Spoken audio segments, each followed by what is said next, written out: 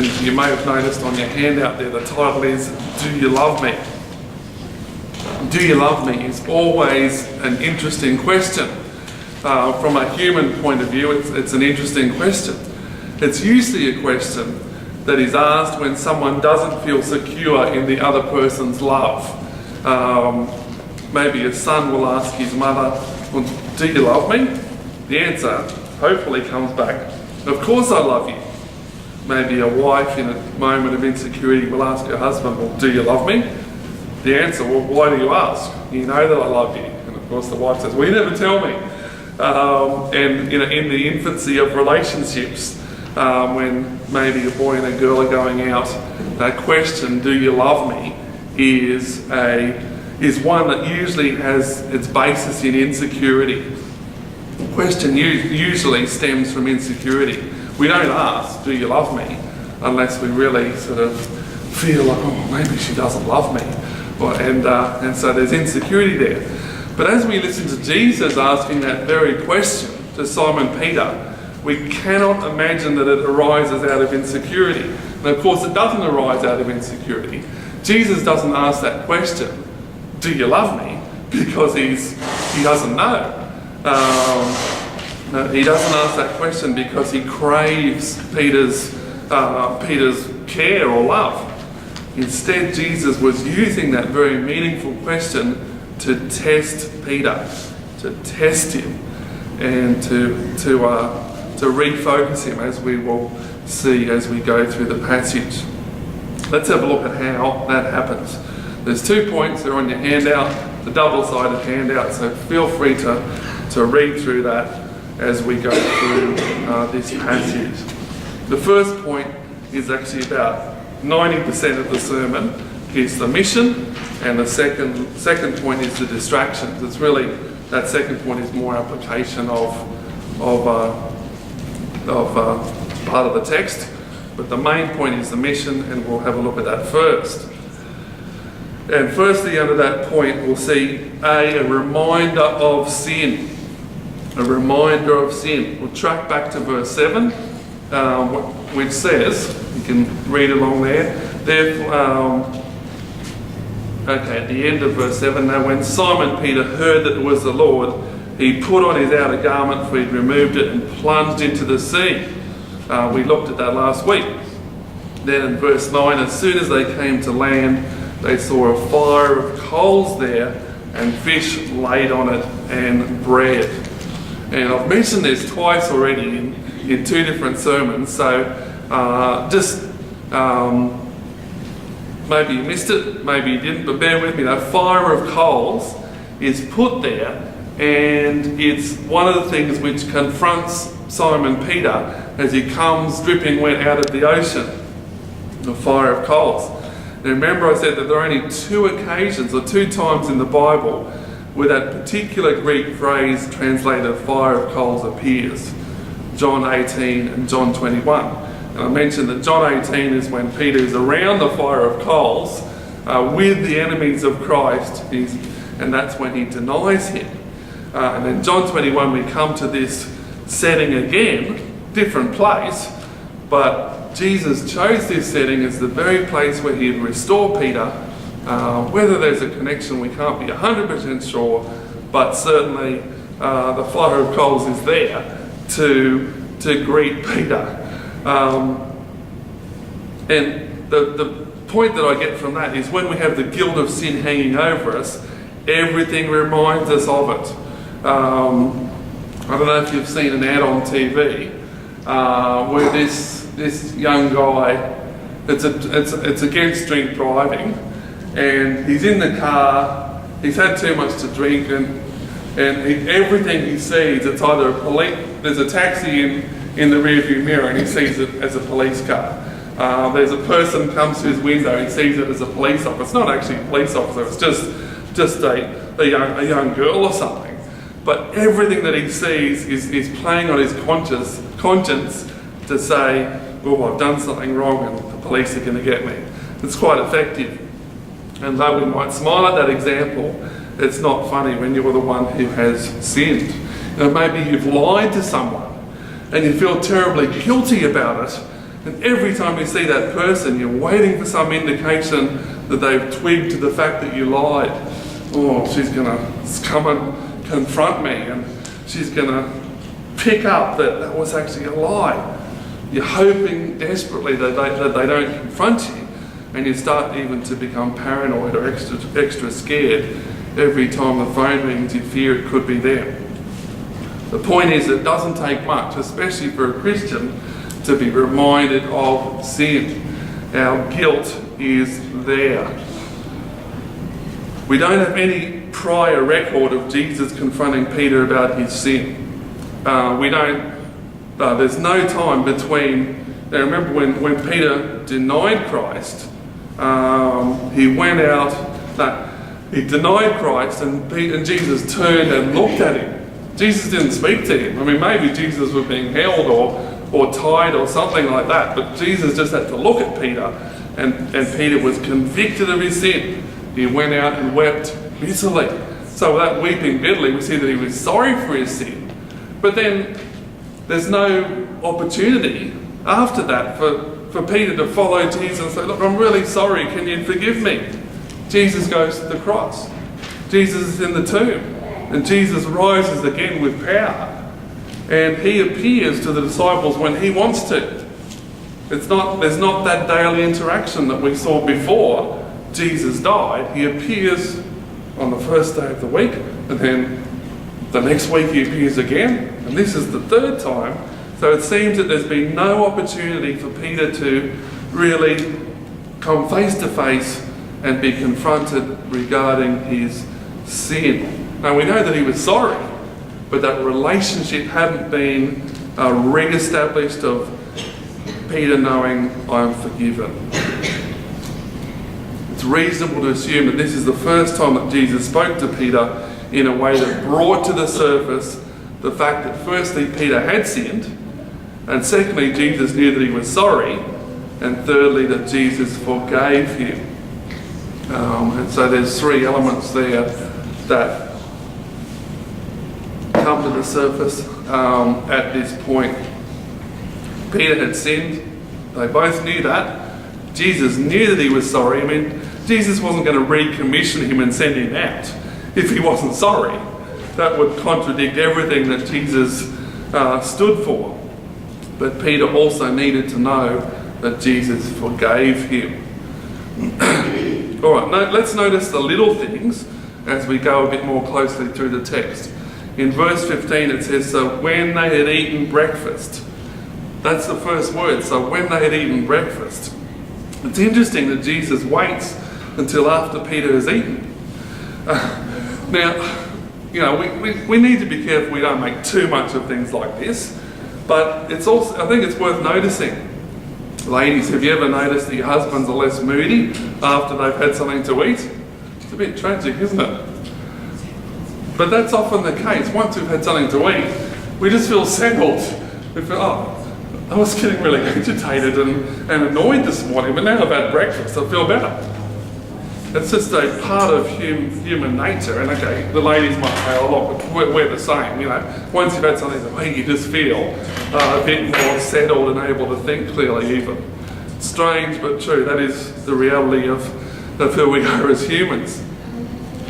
Now remember that, you know, Peter's been up all night. He probably hasn't eaten all night. They're out in the boat fishing. They're just fishing, just waiting for those fish to come into the net. But apart from that, he's not right anyway in his soul. He hasn't had a chance, or he hasn't made a chance to make sure that all is well with regard to his relationship with his Lord. And so when we're not right spiritually, it's like that hunger. I just want everything to be right. And that affects us as well. Jesus is merciful to Peter. And so they had eaten breakfast before he says anything at all to Simon Peter. Jesus knows when to lovingly confront his friends with their sin. But notice that Jesus, even though they're all sitting there as a group, he singles Peter out. Now I think there's a reason for this. You know, we could say, well hang on, what about Matthew 18? He should have taken him out alone and confronted him with his sin. But the reality is that Peter's sin had affected all the disciples. They all must have known that he denied Christ. They all were aware of Peter's personality. He's just, he's like a bull at a gate. Like one moment he's rushing out to push the boat into the ocean. The next moment he's jumping into the sea and leaving us to row the boat in. He's running to the tomb. He's diving into the tomb to see Jesus. So they would have been very familiar with Peter and his personality and his sin. They've been affected by his emotional highs and lows. Peter's the one who went and denied Jesus, and it would have had a depressing effect upon all the disciples. So it's not inappropriate for Jesus to confront Peter in front of the other 6 disciples that were there. And he says, Simon, son of Jonah. Simon, son of Jonah. It gives pretty much the full name, his original name. And you get that sometimes with parents and children. It's like their full name might be Jonathan, let's say, and everyone calls him Johnny. But then when the mum's really annoyed at Johnny, it's like, Jonathan, the full name comes out. There's a seriousness to this. This is the Son of God speaking, and he confronts Peter with the state of his heart.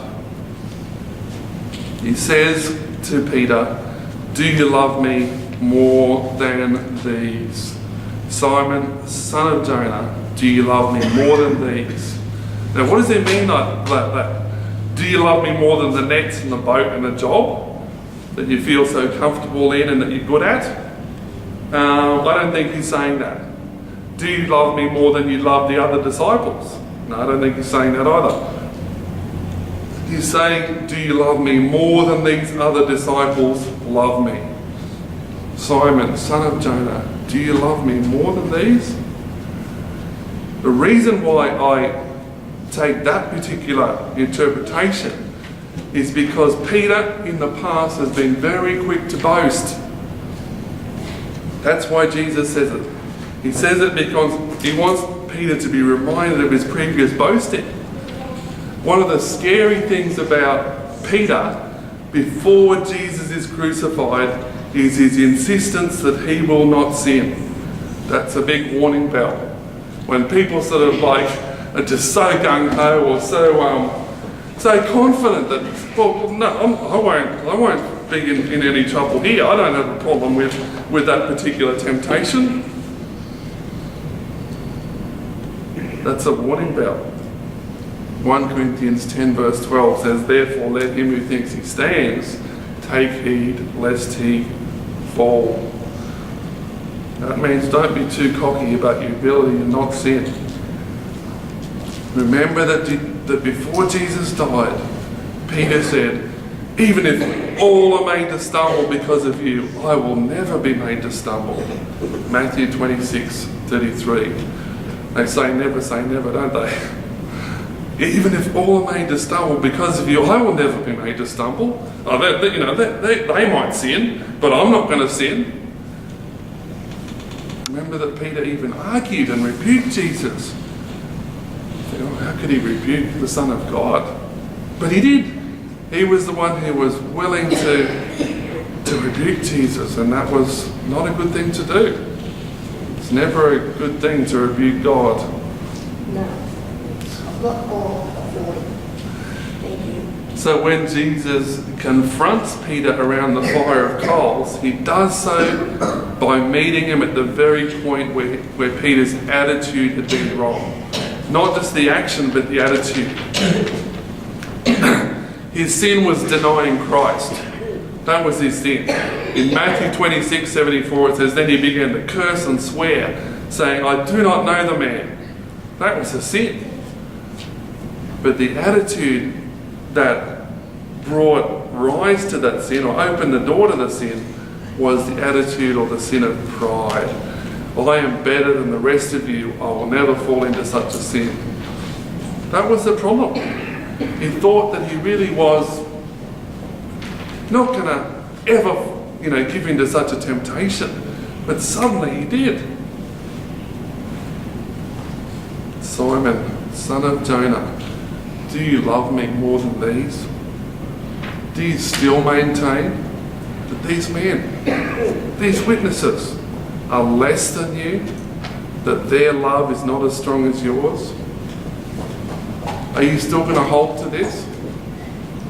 Now we're moving into a new phase of things now. I'm not going to be here. Can I trust you to lead the church? I want to know. Are you again going to affirm that your love is greater than everybody else's? It's a confronting statement, but Peter needed to be confronted with that. As I said, it made sense for him to be confronted with it in front of the other disciples because he had wronged them too. He had hurt them through such statements. Peter's response on this occasion is a good one. Yes, Lord, you know that I love you. That's all he needs to say. That's all he should have said. He has for the moment learned his lesson. He's not comparing himself to others. As we see later, he quickly falls back into that problem. But he initially responds, well, yes, Lord, you know that I love you. One of the lessons from Jesus is this. Peter, you just can't go around making these statements like, I won't sin. A godly man, a godly pastor in particular, will be humble, must be humble. And so Jesus then gives his first instruction: feed my lambs. Feed my lambs. That doesn't mean, kids, that he wanted Peter to be a shepherd in the sense of going out and finding some sheep and giving them some feed or some hay. It means that Jesus wanted him to feed the lambs or the sheep in the church. Jesus said, I am the good shepherd, and he feeds the people in his church. And so he wanted Peter also to feed those that belong to Christ's church, my lambs. But then Jesus goes on, and this is where it sort of gets a bit interesting. In verse 16, he said to him again a second time, Simon, son of Jonah, do you love me? He said to him, yes, Lord, you know that I love you. Now, Peter probably doesn't yet know or get what Jesus is doing, repeating the question. Or maybe he didn't hear me, but he answers anyway. Yes, Lord, you know that I love you. The second question comes, the same answer is given. But then we come to verse 17. He said to him the third time, Simon, son of Jonah, do you love me? Peter was grieved because he said to him the third time, do you love me? That would happen to us too. If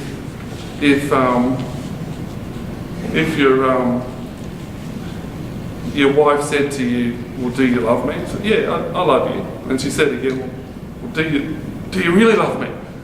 Yeah, I do. And then that same night or even that same occasion, do you love me? Said, why are you asking 3 times?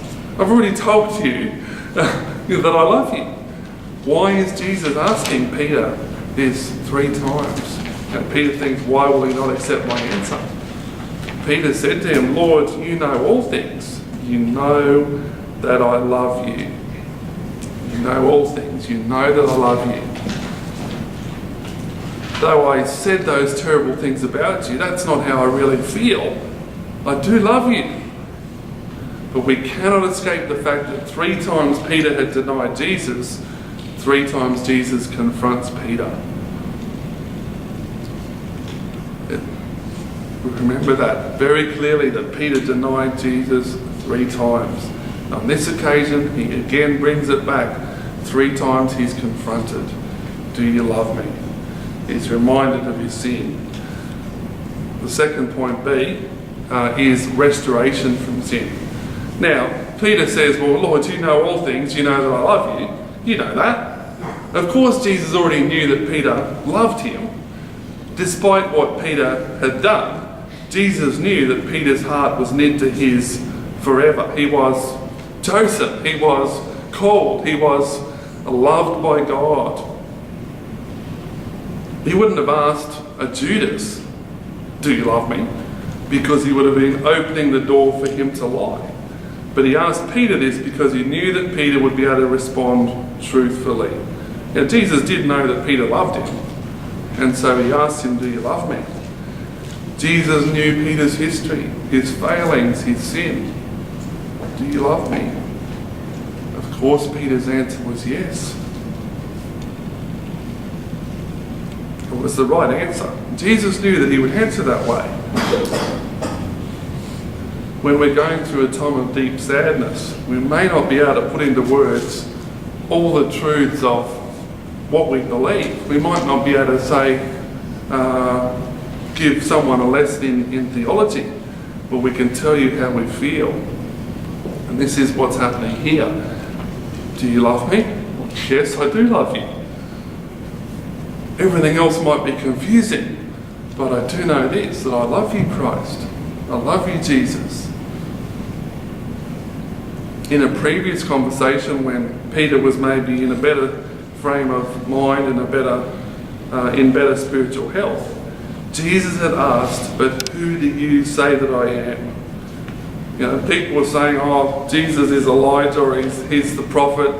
Who do you say that I am?"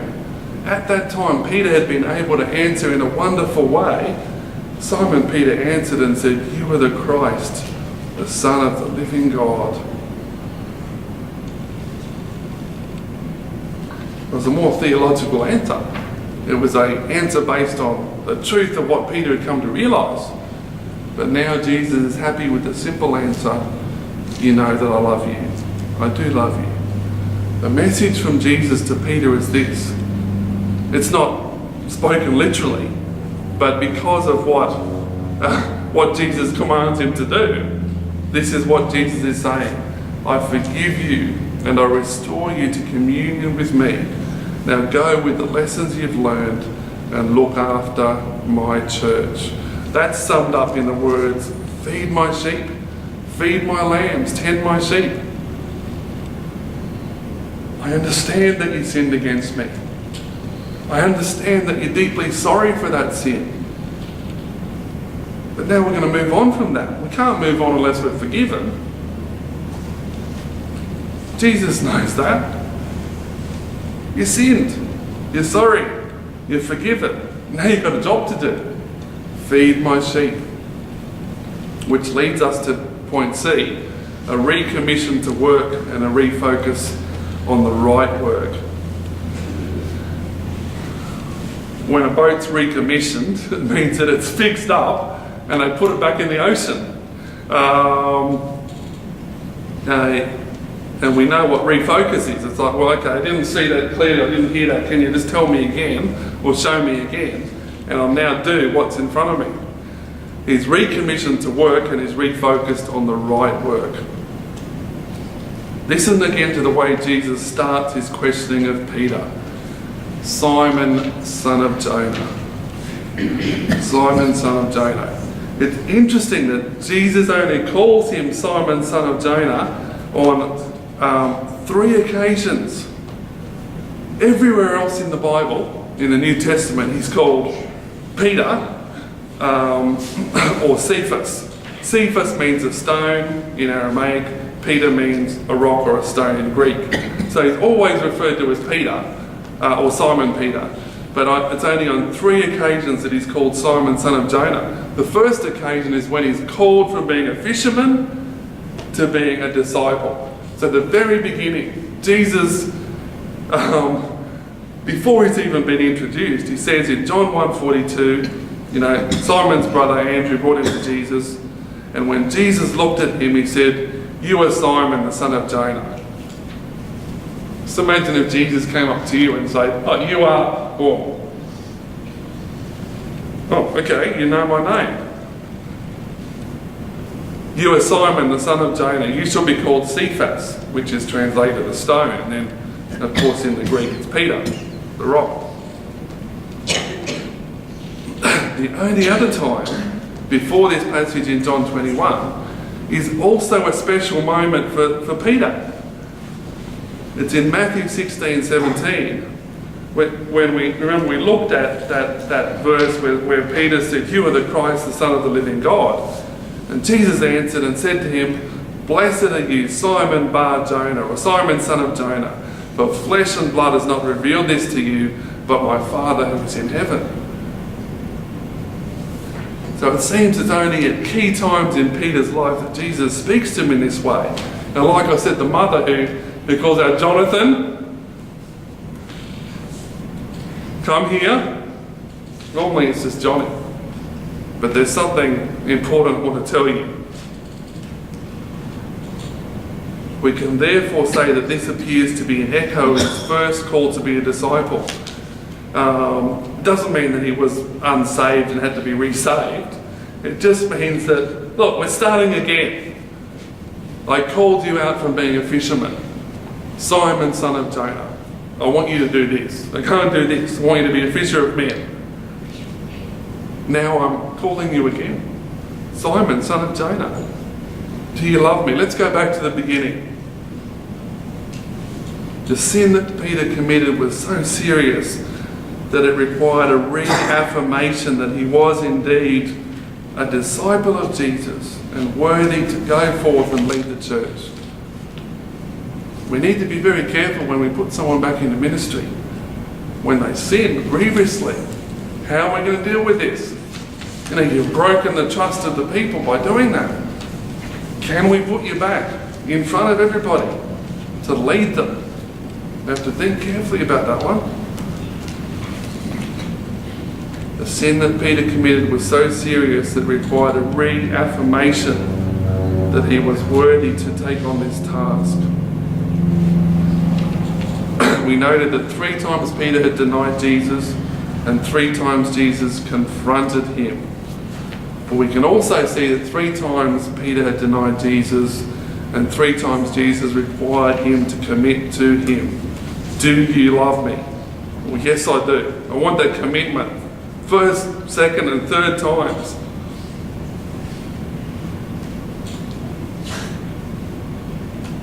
Do you love me? Well, yes, I do. But what does love require? What does love require?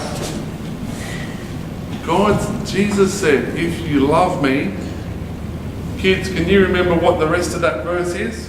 "If you love me, keep my commandments." That's right. What does love require? It's very easy to say, "I love you." Talk is cheap.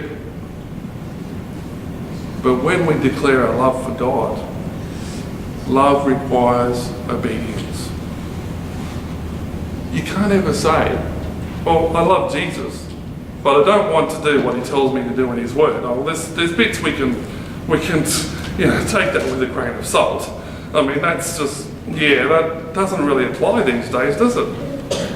Well, that's the Old Testament. We can ignore that. Don't ever say, "I love Jesus, but I don't want to do what he tells me to do." Love requires obedience. This is a recommissioning to the work. Peter, I'm going to let you go and do that work again. I'm even going to send you out. Go and feed my sheep. But I want you to focus on the right work.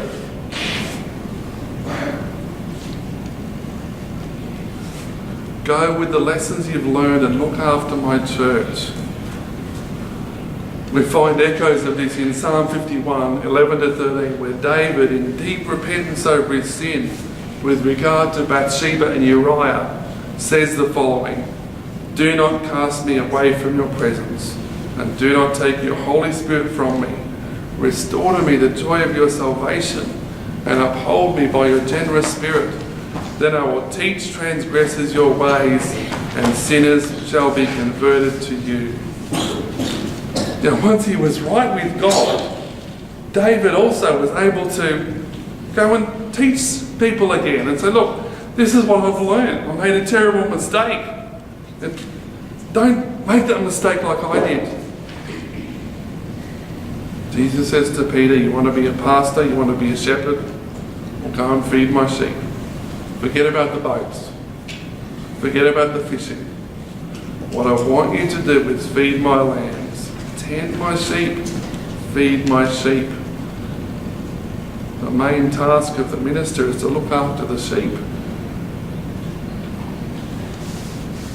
As God's people, we're all to reach out to the world. We're to minister mercifully to people. But we must feed the sheep. And not just with milk. Because if all you have all day is just liquid, you get hungry. Hebrews 5 verse 12 to 13 says, for everyone who partakes only of milk is unskilled in the word of righteousness, for he's a babe. But solid food belongs to those who are of a full age. That is, those who by reason of use have their senses exercised to discern both good and evil. Milk's good. The pure milk of the word is good. But we also have to stretch ourselves and to go through the whole counsel of God's word. What does this say to me? And chew on it, even if it's hard to chew sometimes. Jesus says to Peter, feed my sheep, perform the mission that I've prepared for you. And the good thing is Peter went on to do that. When Peter wrote his first letter to the church, we see that he had not forgotten the principles that Jesus had so forcefully taught him. In 1 Peter 5:2-4, that's the letter that Peter wrote, the first one, he says to the next generation of elders, shepherd the flock of God. Feed the sheep. Shepherd the flock of God, which is among you, serving as overseers, not by compulsion, but willingly. And do it willingly, do it with all your heart, not for dishonest gain, but eagerly, nor as being lords over those entrusted to you, but by being examples to the flock. And when the chief shepherd appears, you receive the crown of glory that does not fade away.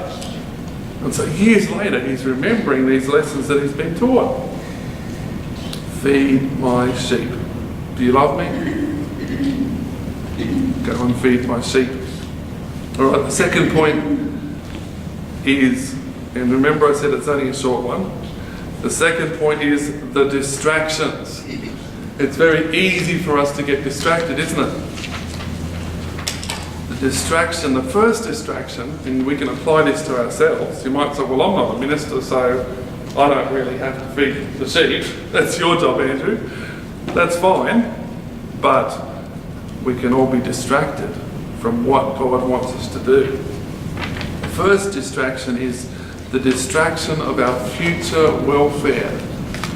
Now, I think as we get older, it's very easy for us to worry, isn't it? About, but what's going to happen? We don't have that sort of carelessness of being a 20-year-old. Well, who cares what's going to happen in 10 years? I don't know, I'll be working somewhere, Could be overseas, could be anywhere, I don't care. We're not worried about our future welfare, mostly.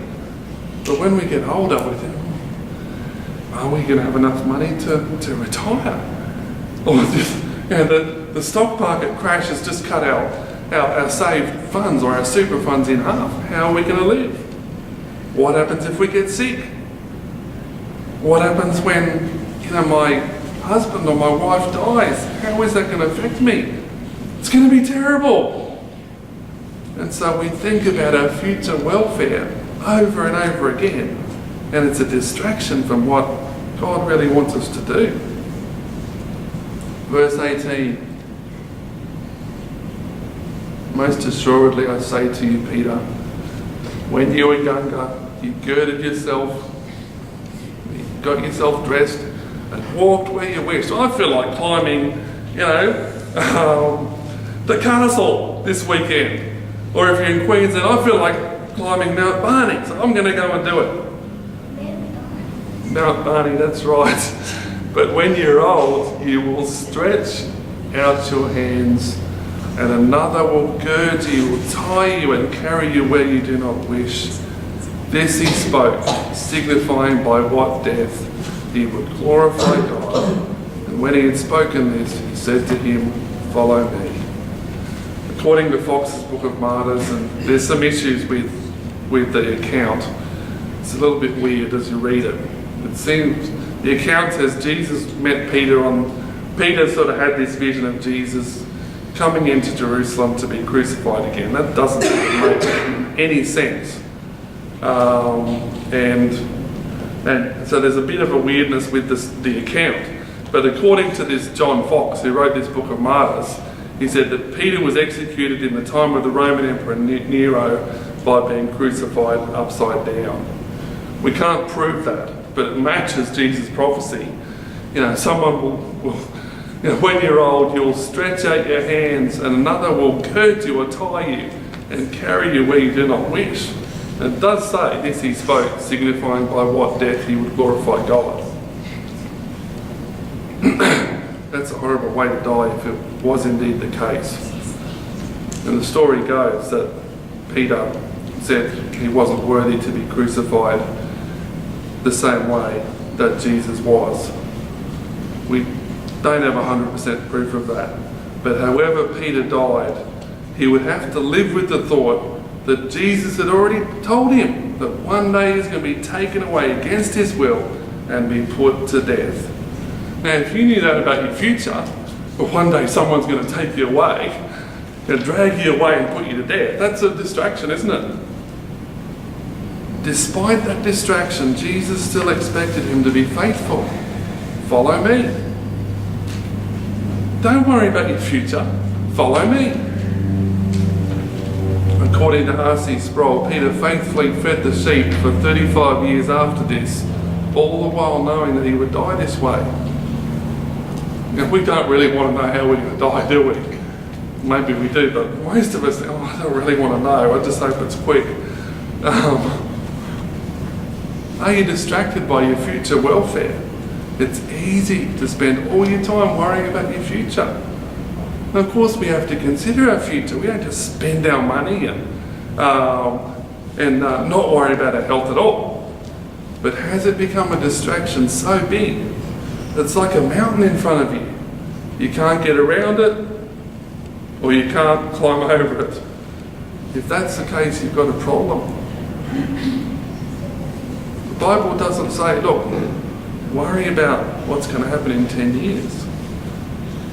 There's enough trouble in one day for us to be concerned about. Do not worry about what you eat or drink, or what you shall do. Seek first the kingdom of God and his righteousness, and all these things will be added to you. The second distraction, point B, is the distraction of what others are doing or not doing. If the first distraction came because Jesus told him what his future was going to be, the second distraction came because Peter was concerned about what someone else was doing, or more importantly, not doing. Let's read verse 20 and 21. Then Peter, turning around, Jesus said, "Follow me," as if they're literally going. And Peter turns around and sees the disciple whom Jesus loved. That's John. He said, "This is the disciple who testifies of these things," in verse 24. Peter, seeing him, in verse 21, says to Jesus, "But Lord, what about this man? What about this man?" Jesus says, "What is that to you? You follow me." What is that to you?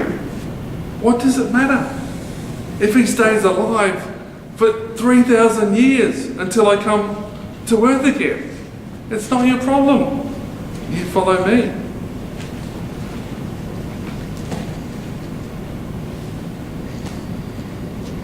Looking sideways can get us into trouble.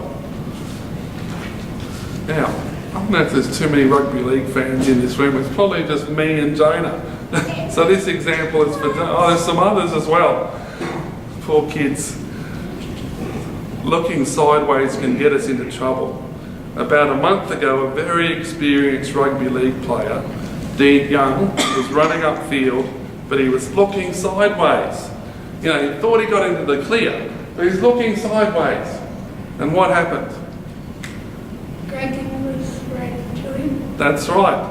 Another player came flying towards him, shouldered him really hard, happened to hit him in the head, and he was knocked unconscious. Poor Dean Young. But look, it happened because he was looking sideways. He wasn't facing forward where he should have been going. There's a problem. Looking sideways can get us into trouble. And here we see Peter looking sideways. Jesus, you've effectively just signed my death warrant. But what about John? What is his future? I want to know what's going to happen to John. Jesus' response, as we read, if I will that he remain till I come, what is that to you? You follow me. Why are you worrying about him? Follow me. Are you distracted by what others are doing or not doing? It's a big temptation of the devil because he wants us to get annoyed at each other. Oh, look, that person hasn't been to church for 6 weeks. It's disgraceful. Oh, well, look at him. He just thinks he's the boss of everybody. Oh, I wish he'd just be quiet. Oh, there she goes gossiping again. I wonder what they're saying. They're probably talking about me. You see how the devil works? To get us to think, oh, they've got a problem with me. Or he's doing that. Or she's not doing that. I've phoned everybody this week. I bet you no one else did. Are you distracted by what others are doing or not doing? There are so many dangers there. Just quickly, so I'm conscious, I feel like I've gone over time. But they're on your handout if you need to help focusing on them. The danger of comparison. Comparing yourself to someone else is devastating. If in your opinion the person is more gifted than you, you open yourself up to a world of jealousy. Oh, if only I could be as good as her. If in your opinion the person is less gifted than you, then you're inviting pride into your heart. Oh, she's not very good at that, is she? Parents and grandparents, because there's a lot of grandparents here. Never say to your kids, why can't you be more like that family? Why can't you be more like those kids? I mean, they're so obedient. Maybe they're just obedient in public. The danger of comparison. The danger, secondly, of expecting equality. Sometimes we fall into the trap of thinking that everybody's going to receive the same blessings under God. Well, those Christians are just so blessed. I mean, they've paid off their house and they just, look, the father's a millionaire. When he dies, they're going to get, this much each. God never promised equality in that way. The beggar Lazarus is described this way. There was a certain beggar named Lazarus full of sores. Sores all over him. He was laid at the gate of the rich man, desiring to be fed with the crumbs which fell from the rich man's table. Moreover, the dogs came and licked his sores. He was a believer. And there he is covered in sores, and the dogs are licking his sores, eating the crumbs under the table. Now, I know that none of you are in that desperate a state, but listen to how King Solomon is described. King Solomon surpassed all the kings of the earth in riches and wisdom. The king made silver as common in Jerusalem as stones.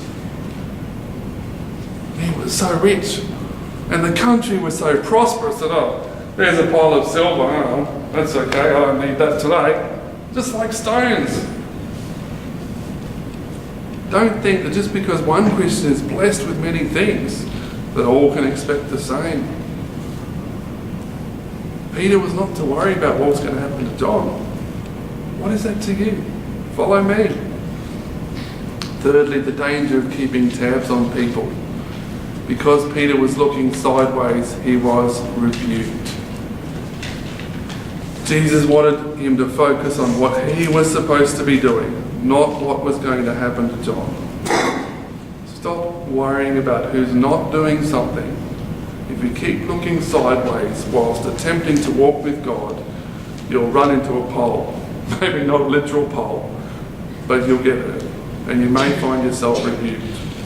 Don't be distracted by what others are doing or not doing. All right, let's finish the book of John in conclusion.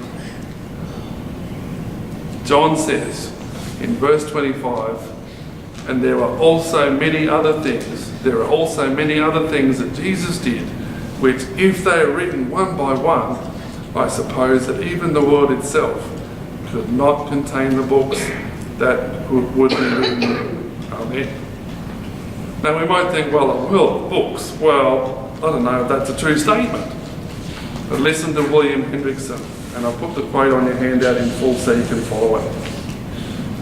How could it ever be possible for anyone to deposit in writing the full significance of all that Jesus did, enumerating the facts one by one, laying them out one by one, bringing out the significance of each word and deed in which his love and all the other divine attributes were so gloriously displayed? It is literally true that were one to attempt this, he would discover that the world itself could not contain the volumes, and this for the simple reason that no finite number can ever record the deeds performed by infinite love. Now, one of the problems that we have is that we can't comprehend God's love. Let's finish with a poem. I didn't write this poem, but let's finish with it. Could we with ink the ocean fill, and were the skies of parchment made, were every stalk on earth a quill, like a pen, and every man a scribe by trade, to write the love of God above would drain the ocean dry, nor could the scroll contain the whole, though stretched from sky to sky.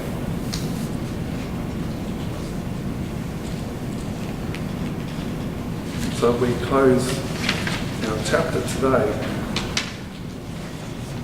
We see Peter refocused on doing what God wanted him to do. We may not be pastors, but we can all learn from that. But if God's got a certain journey for us to go on, then we've got to go on that journey and be obedient in it. And if we do, we will be blessed.